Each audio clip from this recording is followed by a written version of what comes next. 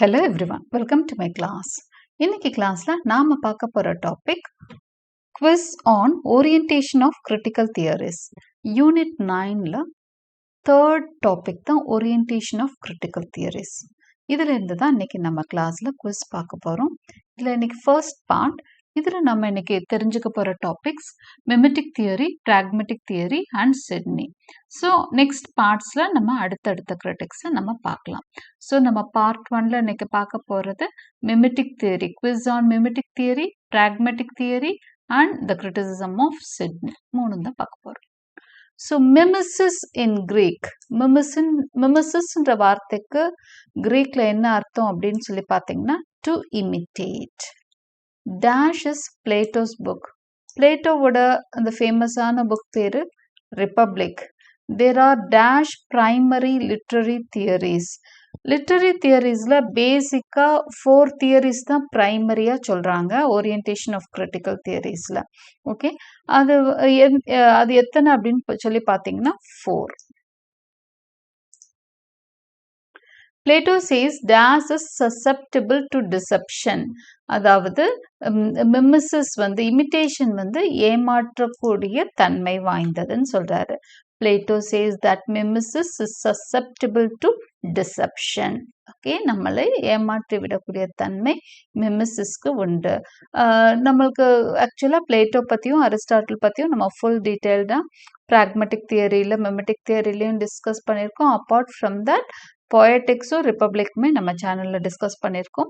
So இதை பற்றிய மோர் டீட்டெயில்ஸ்க்கு நீங்கள் அந்த எபிசோட்ஸ் பார்த்தீங்கன்னா இன்னும் கிளாரிட்டி கிடைக்கும்.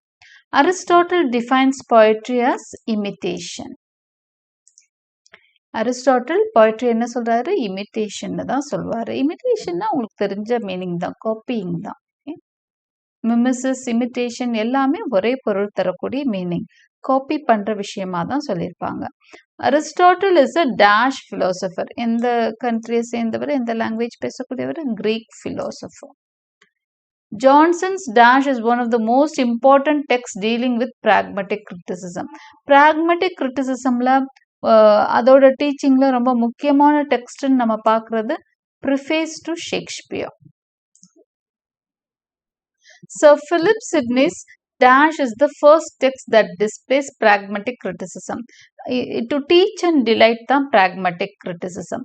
So அந்த வகையில an apology for poetryயும் pragmatic criticism வகையை சேர்ந்தது. Preface to Shakespeare pragmatic criticism and apology for poetry pragmatic criticism.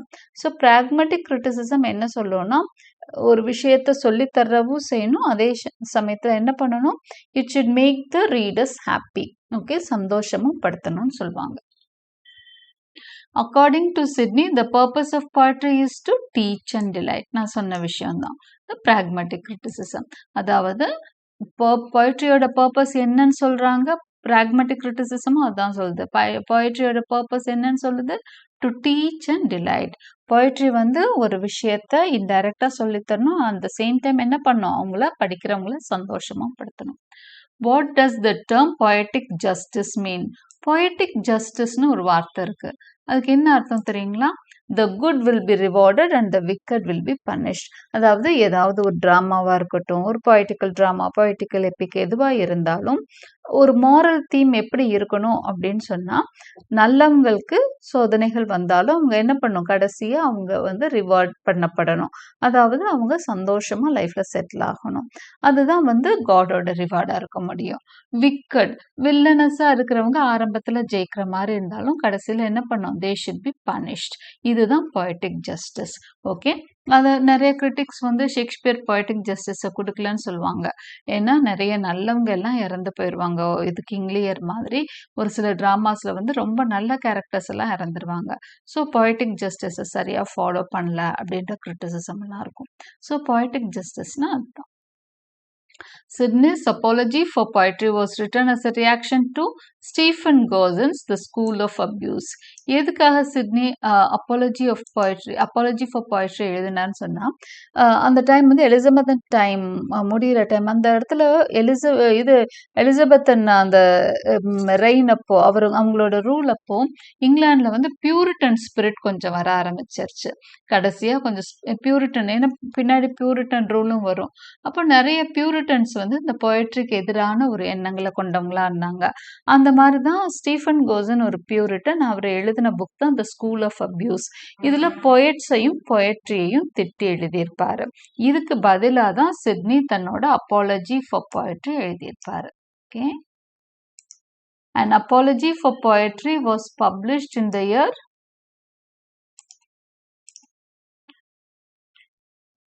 1595. Sidney says that the poets are honored all around the world. The Greeks call them dash and the Romans call them dash. அதாவது Sydney வந்து எப்படியெல்லாம் defend பண்ணியிருப்பாங்கன்னா, போயட்ஸை வந்து உலகம் முழுக்க மரியாதை பண்ணுறாங்க. Greek people போயட்ஸை என்னன்னு சொல்லுவாங்கன்னா மேக்கர்ஸ்ன்னு சொல்லுவாங்களாம், கிரியேட்டர்ஸ்ன்னு சொல்லுவாங்களாம். மேக்கர்னா கிரியேட்டர், ஒன்றை உருவாக்குபவன் அப்படின்னு அர்த்தம். பொருள்பட மேக்கர்ஸ்ன்னு சொல்லுவாங்களாம். ரோமன்ஸ் வந்து போயட்ஸ் எப்படி கூப்பிடுவாங்கன்னா வேட்ஸ் அப்படின்னு கூப்பிடுவாங்களாம். வேட்ஸ்னா ப்ராஃபட்ஸ், சீயர்ஸ், டிவைனர்ஸ்னு அர்த்தம். அதாவது பின்னால் நடக்க போறத கணிக்கிறவங்கள தான் வந்து வேட்ஸ்ன்னு சொல்றாங்க. ப்ராஃபட், டிவைனர் இதெல்லாம் அதுதான், முனிவர் மாதிரி. ஓகே, மேக்கர்ஸ் அண்ட் வேட்ஸ் அப்படின்னு. கிரீக்ஸ் வந்து மேக்கர்ஸ்ன்னு சொல்றாங்க, ரோமன்ஸ் வந்து வேட்ஸ்ன்னு சொல்றாங்க. Okay,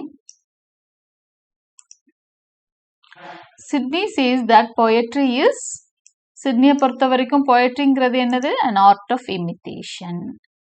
To Sidney, the aim of poetry is to teach and delight. In An Apology for Poetry, Sidney sets out to restore dash to its rightful place among the arts. அதாவது இது ஆரம்பிக்கிறப்பவே என்ன சொல்வார்னா, போயட்ரியோட இதை வந்து குறைச்சிட்டாங்க, எல்லாரும் போயட்ரியை திட்டிட்டு இருக்கிறாங்க, அதனால போயட்ரிக்கு ரெஸ்டோர் பண்ணணும், அதோட ப்ராப்பரான இடத்த கொடுக்கணும், அதோட தகுதியிலேருந்து அதை கீழே இறக்கியிருக்காங்க, அதுக்கு தகுதியான இடத்த கொடுக்கணும்னு நினச்சி தான் அப்பாலஜி ஃபார் போயட்ரி எழுதியிருக்காரு. இன்னன் அப்பாலஜி ஃபார் போயட்ரி அவரோட நோஷன் என்னது பாருங்க, to restore poetry to it's rightful place. Sidney begins with a dash who tells an anecdote about horse riding. அதாவது இந்த இது எப்படி ஆரம்பிச்சிருக்கும்னா ஒரு எக்ஸோடியம், ஒரு பிகினிங்கோட ஆரம்பிச்சிருக்கும். Sidney says that poetry move men to dash. அவர் வந்து என்ன சொல்வார்னா, போயட்ரி கவிதைகள் வந்து மனிதர்ல என்னவா மாத்தோம்னா டு நோபல் ஆக்ஷன், நல்ல விஷயங்கள் செய்ய போயட்ரி மனிதனை தூண்டும்னு சொல்லியிருப்பார். Sidney established the superiority of poetry over dash and dash. Sydney என்ன சொல்றாருன்னா, போயட்ரி தான் சுப்பீரியர், எதையெல்லாம் விட, அப்ப இருந்த எல்லா நாலேஜஸை விட போயட்ரி தான் சுப்பீரியர்னு சொல்லியிருப்பாரு. அப்படி மெயினா எதை ரெண்டு சொல்லியிருப்பாருன்னா history and philosophy. Sidney says that history narrates only the past. அதாவது அவர் என்னெல்லாம் சொல்லி தன்னோட வாதத்தை நியாயப்படுத்துவார்னா, ஹிஸ்டரி வரலாறு வந்து பழைய கதைகளை தான் பேசும். History narrates only the past. அடுத்து பிலாசபி என்ன செய்யும் சொல்லியிருப்பாரு, it teaches virtue through doctrines and definitions. இந்த மாதிரி கொஞ்சம் வேகான விஷயங்கள் மூலமாக தான் விஷயங்களை சொல்லித்தரும், அது இன்ட்ரெஸ்டிங்காக இருக்காது. அப்போ போய்ட்ரி என்ன பண்ணுது, டீச்சர்ஸ் அண்ட் டிலைட், சந்தோஷப்படுத்தி சொல்லி கொடுக்குது. அதனால தான் போய்ட்ரி பெஸ்ட்னு சொல்றாரு. ஸ்டீஃபன் கோசன் ஒருத்தருக்கு ஆன்சராக தானே அவர் எழுதினார்னு சொன்னேன். ஸோ அவரோட 4 சார்ஜஸ் என்ன, போய்ட்ரியை பற்றி அவர் என்னென்ன சார்ஜஸ் சொல்லியிருப்பாருன்னு தெரிஞ்சுக்கோங்க. ஓகே, அவர் என்ன சொல்லியிருப்பாருன்னா, அவரோட ஒர்க்ல போயட்ரி வேஸ்ட் ஆஃப் டைம் சொல்லியிருப்பாரு, மதர் ஆஃப் லைஸ் அப்படின்னு சொல்லியிருப்பாரு, நர்ஸ் ஆஃப் அபியூஸ் அப்படின்னு சொல்லியிருப்பாரு. அப்புறம் Plato banish poetry in his ideal வேர்ல்டுன்னு சொல்லியிருப்பாரு. பிளேட்டோ தன்னோட ரிப்பப்ளிக்ல இருந்து போயட்ரியை பேனிஷ் பண்ணியிருந்தான்னு சொல்லியிருப்பாரு. இது எல்லாம் தான் ஸ்டீஃபன் காசனோட charges. Sidney says that dash are not liars since they don't affirm their writing.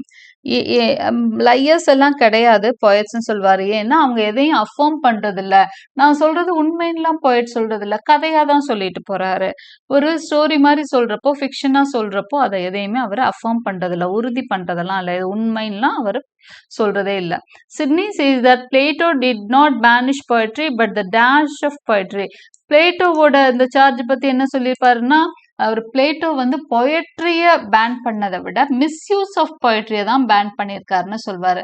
மிஸ்யூஸ்னா தவறா பொயட்ரிய பயன்படுத்துறத தான் பேன் பண்ணியிருக்காரு அப்படின்னு விளக்கம் கொடுத்திருப்பாரு. Sidney says that poetry flourish even in dash Nations.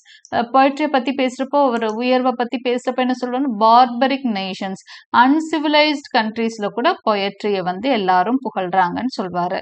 Sydney uses the Greek term misomosai to mean poet haters. இந்த வார்த்தை use பண்ணுவாரு யாருக்குன்னா poet hatersக்கு. Sidney in his work An Apology for Poetry praises dash who could see very clearly in a mist. அதாவது Chaucer வந்து ரொம்ப அந்த பனிப்படர்ந்த நேரம் அப்படின்னு அவர் சொல்றது எது அப்படின்னு சொன்னா, லிட்ரேச்சரே வளராத நேரத்துல கூட எதை பத்தியும் ஒரு தெளிவில்லாதப்ப கூட அவர் தெளிவா பொயட்ரிய பார்த்தாருன்னு சொல்லி சாசரை புகழ்ந்திருப்பாரு. An apology for poetry is also called a defense of poetry. Dash says that poetry is the first light giver to ignorance. It nourished before any other art or science.